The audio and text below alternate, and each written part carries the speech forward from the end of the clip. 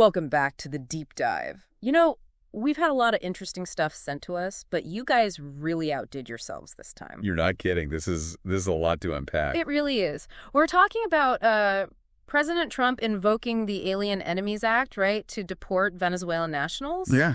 That in and of itself is a huge story with some major legal challenges already popping up. But then we've also got this proposal to claw back a truly mind-boggling amount of federal spending. $500 billion, right? $500 billion. And on top of that, this whole debate about the Department of Education is heating up again. It's fascinating how these seemingly separate issues all tie back to some really fundamental questions about how our government works. They do. We're talking about executive power versus individual rights, the role of the courts, the whole idea of federalism, what the federal government should and shouldn't be involved in. It's a lot. And I think our listeners are going to be really interested to see how these things connect. I think so, too. So let's do it. Let's dive in. Okay, the Alien Enemies Act, this is not exactly new legislation, right? No, not at all. It goes all the way back to 1798, actually. Wow. Yeah, the very early days of the Republic. It was designed as a wartime measure to give the executive branch a lot of leeway in dealing with non-citizens who were considered dangerous. Basically, it allows for deportation without all the usual due process protections you normally have in immigration cases. So President Trump invoked this act on March 15th to order the deportation of over 200 people, alleged Venezuelan nationals, supposedly with gang ties. Right. But the thing is, the U.S. isn't at war with Venezuela. Yeah, that's the big legal question here, isn't it? The administration is arguing that these individuals pose some kind of threat to national security or foreign policy interests. But a lot of legal experts, and as we saw, Representative Himes is definitely in this camp, they're pointing out that the act, at least as they read it, requires a formal declaration of war. And a judge almost immediately put the brakes on these deportations, didn't he? He did. U.S. District Judge James Boasberg issued an order to halt the deportation flights. But the administration, and this is really important, they decided to go ahead anyway. Despite the court order. Despite the court order. So you've got this immediate clash between the executive branch and the judiciary, and it gets even messier when you start looking at who is actually being deported. Right, because there were some pretty serious errors, weren't there? Yeah, the ACLU, they've been representing some of these Venezuelan nationals, and their lawyer, Lee Gellert, he's been reporting some really troubling stuff. Like, there was at least one person who was deported who wasn't even Venezuelan. Oh, wow. And then a group of women were deported to El Salvador, but El Salvador wouldn't take them, so they were sent back to the U.S. I mean, it makes you wonder how many other mistakes were made when you've got this kind of expedited process with limited oversight. So Senator Rand Paul, he's the chair of the Senate Homeland Security Committee, and he's weighed in on this. He seems to acknowledge that there are some serious legal issues here. He does. He talked about big legal questions. And he specifically mentioned the potential conflict between the Bill of Rights, which protects the rights of all persons in the U.S., not just citizens, and the Alien Enemies Act, which allows for deportation with, very limited procedural protections. But even though he sees those tensions, his prediction about how the Supreme Court might rule is pretty interesting. Yeah, he thinks the court is likely to uphold the Alien Enemies Act. And he even drew a comparison to the recent TikTok decision where the court basically deferred to Congress on national security. So he's thinking the court will take a similar approach here, prioritize national security concerns, even if it means kind of brushing aside a stricter interpretation of that declared war requirement. It sounds that way. He also talked about the question of legal representation, whether people who are deported under this act have any right to a lawyer. And what did he say about that? Well, he said that in most deportation cases, the courts do generally try to make sure people have some access to legal counsel. But with the Alien Enemies Act, it's much murkier because the act itself is designed to circumvent those normal due process safeguards. Now, Representative Jim Himes, he had a very different, a much more critical take on all this. Oh, absolutely. He called the administration's actions an unbelievable cocktail of incompetence and illegality.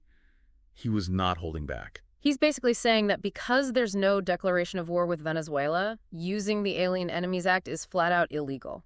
Right. And he also brought up that New York Times report that seems to contradict what the administration's been saying. Yeah, the Times article said that the intelligence community doesn't actually believe this deported gang has any ties to the Venezuelan government.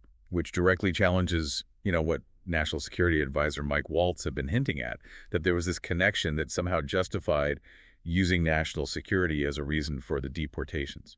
So Judge Boasberg, the one who ordered the halt, he's still looking into whether his order was violated. He is.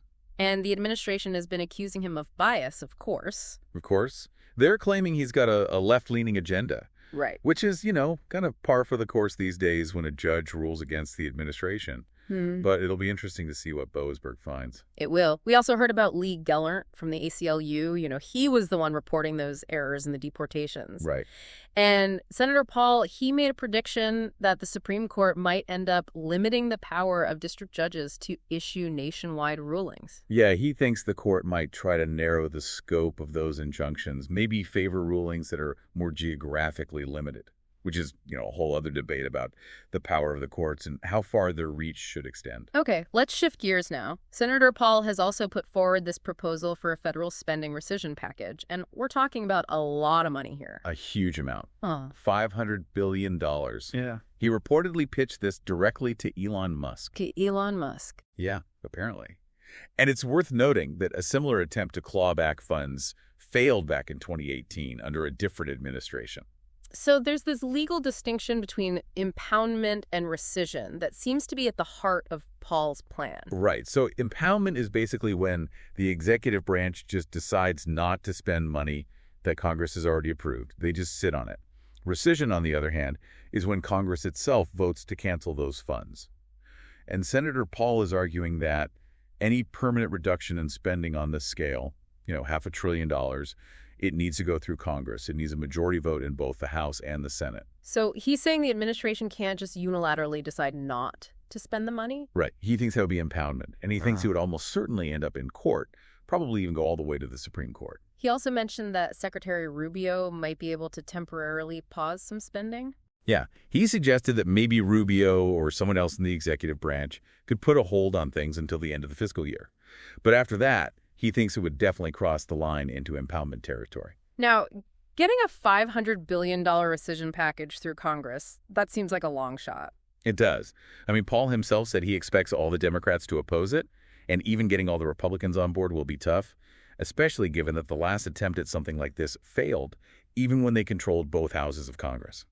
So what's his plan to make this happen? He's talking about a lot of pre-negotiation, sitting down with individual Republican members who might have concerns about specific cuts, trying to work out deals, build consensus before they try to bring the whole package to a vote. He seems to have learned from that 2018 failure that just dropping a massive bill on everyone's desk without any groundwork is not going to fly. Okay, last but not least, this debate about the Department of Education. This seems to tie into Senator Paul's overall philosophy about federal spending and the role of the federal government. It does. He's been talking about potentially major cuts to the Department of Education, basically questioning whether the federal government should even be involved in education to the extent that it is. And this is especially interesting because his own state, Kentucky, gets a lot of federal money for education, right? They do. They're actually fourth in the country in terms of federal education funding per student. And they've got over 900 Title I schools, which are schools with a high percentage of low-income students that rely heavily on federal funds. So it's kind of ironic that he's leading the charge to cut back on this funding. His main argument seems to be that all this federal money hasn't really improved student outcomes. Right. He keeps pointing to these, what he calls abysmal student proficiency scores in reading and math, saying that despite all the money we've poured into education over the years, we're not seeing any real progress. And his solution is basically to give control of education back to the states? Yeah, that's very much in line with traditional Republican thinking. The idea that education should be primarily a state and local issue. He also had some specific criticisms about how the federal government is involved right now. He's not a fan of national testing mandates. He thinks they lead to too much teaching to the test. And he also said he thinks teachers want more autonomy, more flexibility in the classroom. So Kentucky is currently getting around $2 billion in federal education funding. That's not chump change. How does he justify potentially walking away from that? He says he cares more about results than about how much money is being spent. He thinks the current system, despite all the funding, is just not working. And he's been talking about some pretty radical ideas, like creating an NBNFL of teachers, where the best teachers could reach a much wider audience using technology, and local teachers would provide support and reinforcement in person.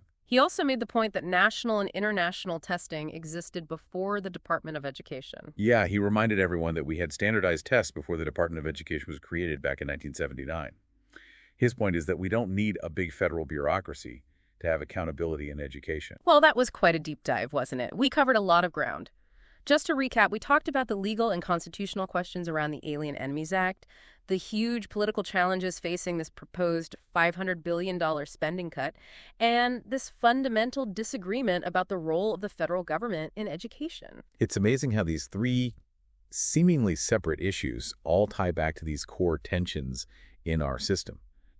Executive power versus individual rights, federal power versus state power, and these different visions of how we should tackle big problems as a country. So here's something for you to think about as you process all this. We've got these laws that were written a long time ago, mostly with wartime in mind. But how should we be interpreting and applying them today in a world that's so different? What happens to individual liberties when these old authorities get dusted off and used in situations that don't really fit that traditional definition of war? It's something worth pondering, that's for sure. Thanks for joining us for this deep dive, everyone.